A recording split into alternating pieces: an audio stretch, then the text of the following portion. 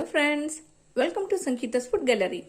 നമുക്കിന്ന് ഇഡ്ഡലി പൊടി അതായത് ഇഡ്ലി മിളകായ് പൊടി എങ്ങനെയാണ് ചെയ്യുന്നതെന്ന് നോക്കാം. ഇത് ചെയ്യാനായിട്ട് ആദ്യം തന്നെ ഒരു കടായി ചൂടാക്കാനായി വെച്ചിട്ടുണ്ട്. ഇതിലേക്ക് 1/2 കപ്പ് കടലപ്പരിപ്പ് ചേർത്ത് കൊടുക്കാം. ഇത് റോസ്റ്റ് ചെയ്യാനായിട്ട് ഓയിലൊന്നും ചേർക്കേണ്ട ആവശ്യമില്ല, ഡ്രൈ റോസ്റ്റ് ആണ് ചെയ്യേണ്ടത്. ഇനി ഇതിന്റെ കൂടെ 1/2 കപ്പ് ഉഴുന്നുപരിപ്പ് കൂടെ ചേർത്ത് കൊടുക്കണ്ട. തീ മീഡിയം ഫ്ലെയിമിലാക്കി വെക്കുക. അതിനുശേഷം ഇത് റോസ്റ്റ് ചെയ്തെടുക്കണം.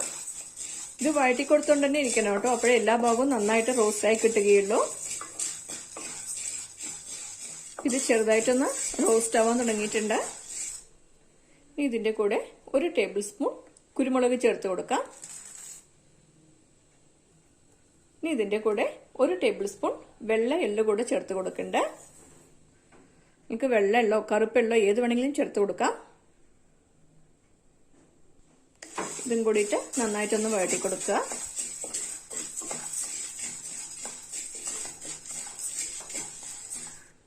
ഇപ്പൊ തീ മീഡിയം ഫ്ലെയിമിലാക്കിയിട്ട് തന്നെ വേണം കേട്ടോ റോസ്റ്റ് ചെയ്തെടുക്കാനായിട്ട്, അല്ലെങ്കിൽ പെട്ടെന്ന് കരിഞ്ഞു പോകും. ഇതൊക്കെ നന്നായിട്ട് റോസ്റ്റ് ആയിട്ട് നല്ലൊരു മണം വരാൻ തുടങ്ങിയിട്ടുണ്ട്. അപ്പോൾ തീ ഓഫ് ചെയ്ത് കൊടുക്കാം. ഇനി ഇതിലേക്ക് 1/2 ടീസ്പൂൺ കായത്തിന്റെ പൊടി ചേർത്ത് കൊടുക്കണ്ട. ഇതും കൂടിയിട്ടൊന്ന് വഴറ്റി കൊടുക്കുക.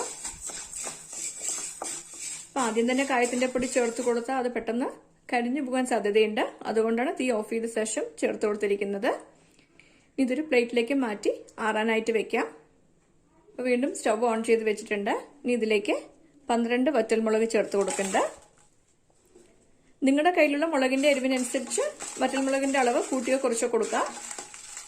തീ കുറച്ച് വെച്ചിട്ട് തന്നെ ഇതൊന്ന് ചൂടാക്കി എടുക്കണം. ഞാൻ ഒട്ടും ഓയിൽ ചേർക്കാതെയുണ്ടോ എല്ലാം റോസ്റ്റ് ചെയ്തിരിക്കുന്നത്. ഇതുപോലെ നമ്മൾ ഒട്ടും ഓയിൽ ചേർക്കാതെയാണ് എല്ലാം റോസ്റ്റ് ചെയ്തിട്ട് ഇഡ്ലിപ്പൊടി ചെയ്യുന്നതെങ്കിൽ 3-4 മാസം വരെ നമുക്ക് ഇത് കേടുകൂടാതെ സൂക്ഷിക്കാനായിട്ട് പറ്റും. ഈ മുളക് നന്നായിട്ട് റോസ്റ്റായി വന്നിട്ടുണ്ട്. ഇനി നമുക്കിത് ആറാനായിട്ട് മാറ്റി വെക്കാം. ഇതിലേക്ക് കുറച്ച് കറിവേപ്പില കൂടെ ചേർത്ത് കൊടുക്കണ്ട. ഇതും കൂടിയിട്ടൊന്ന് റോസ്റ്റ് ചെയ്തെടുക്കണം. ഈ കറിവേപ്പിലയും നന്നായിട്ട് റോസ്റ്റായി വന്നിട്ടുണ്ട്. ഇപ്പൊ തീ ഓഫ് ചെയ്ത് കൊടുക്കാം. ഇതും കൂടിയിട്ട് ആറാനായിട്ട് വെക്കാം. ഇപ്പൊ തീ ഓഫ് ചെയ്ത് കൊടുത്തിട്ടുണ്ട്. ഇപ്പൊ ഈ ചീനച്ചട്ടി ചൂടായിട്ട് തന്നെയാണ് ഉള്ളത്. ഇനി ഇതിലേക്ക് കുറച്ച് ഉപ്പ് കൂടെ ചേർക്കണ്ട. ഇതും കൂടിയിട്ട് ഈ ചൂടിൽ തന്നെ ഒന്ന് ലൈറ്റായിട്ട് ചൂടാക്കി എടുക്കണ്ട. പിന്നെ അമ്മ ഇഡ്ഡലിപ്പൊടി ചെയ്യുമ്പോൾ ഉപ്പ് എപ്പോഴും ഇതുപോലെ ചൂടാക്കിയിട്ടാണ് ചേർക്കാറുള്ളത്. അങ്ങനെ ചേർക്കുമ്പോൾ ഇഡ്ഡലിപ്പൊടി ഒരുപാട് ദിവസം കേടുകൂടാതെ സൂക്ഷിക്കാനായിട്ട് പറ്റും. ഈ ഉപ്പ് ലൈറ്റായിട്ട് ചൂടായിട്ടുണ്ട്. ഇനി ഇതും കൂടിയിട്ട് നമുക്ക് ആറാനായിട്ട് വെക്കാം.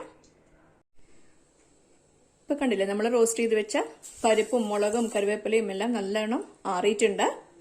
പിന്നെ ഇതൊക്കെ ഒരു മിക്സിയുടെ ജാറിലേക്ക് മാറ്റിയിട്ട് അരച്ചെടുക്കണം. നിങ്ങൾക്ക് നല്ല ഫൈൻ പൗഡർ ആയിട്ട് വേണമെങ്കിൽ നല്ലോണം അരച്ചെടുക്കാം, ഇല്ല കുറച്ച് തരിത്തിരിപ്പായിട്ട് വേണമെങ്കിൽ അതുപോലെ അരച്ചെടുക്കാം. ഇത് നിങ്ങളുടെ ഇഷ്ടത്തിനനുസരിച്ച് അരച്ചെടുക്കാവുന്നതാണ്. അപ്പൊ നമുക്കിത് അരച്ചിട്ട് വരാം. ഇപ്പൊ കണ്ടില്ലേ, നമ്മുടെ ഇഡ്ലിപ്പൊടി അരച്ചെടുത്ത് വെച്ചിട്ടുണ്ട്. ഇതൊരു ബൗളിലേക്ക് മാറ്റി കൊടുക്കാം. നമ്മുടെ ഇഡ്ലിപ്പൊടി ഒരു ബൗളിലേക്ക് മാറ്റി കൊടുത്തിട്ടുണ്ട്. ഇപ്പോൾ അടിപൊളി ടേസ്റ്റിൽ നമ്മുടെ ഇഡ്ലി മിളകായ് പൊടി റെഡി ആയിട്ടുണ്ട്. ഇത് നല്ലെണ്ണയോ വെളിച്ചെണ്ണയോ ചേർത്തിട്ട് ഇഡ്ലിയുടെ കൂടെ ദോശയുടെ കൂടെ എല്ലാം കഴിക്കാൻ വളരെ നല്ലൊരു കോമ്പിനേഷനാണ്. ഇതൊരു എയർ ടൈറ്റ് കണ്ടെയ്നറിലിട്ട് സൂക്ഷിക്കുകയാണെങ്കിൽ 3-4 മാസം വരെ കേടുകൂടാതെ ഉണ്ടാവും. നിങ്ങളും ഈ റെസിപ്പി ട്രൈ ചെയ്ത് നോക്കണം. ഇഷ്ടമായെങ്കിൽ ലൈക്ക് ചെയ്യാനും ഷെയർ ചെയ്യാനും സബ്സ്ക്രൈബ് ചെയ്യാനും മറക്കരുത്. നിങ്ങളുടെ ഫീഡ്ബാക്ക് അറിയിക്കും വേണം. Thanks for watching.